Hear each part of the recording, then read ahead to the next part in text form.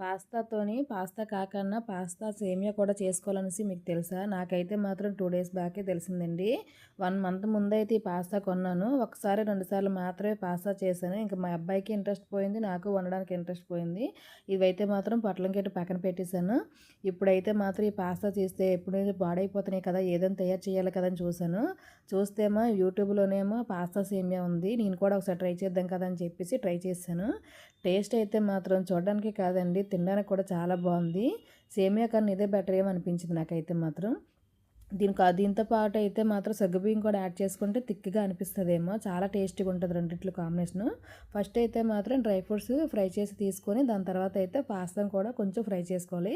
దాని తర్వాత అయితే వాటర్ ఎక్కువ పడతది దీనికి. 3 కప్పుల వాటర్ ఏసి బాగా బాయిల్ చేసిన తర్వాత పాలు కూడా ఏసి దాంతో పాటు బాగా ఉడకనివ్వాలి.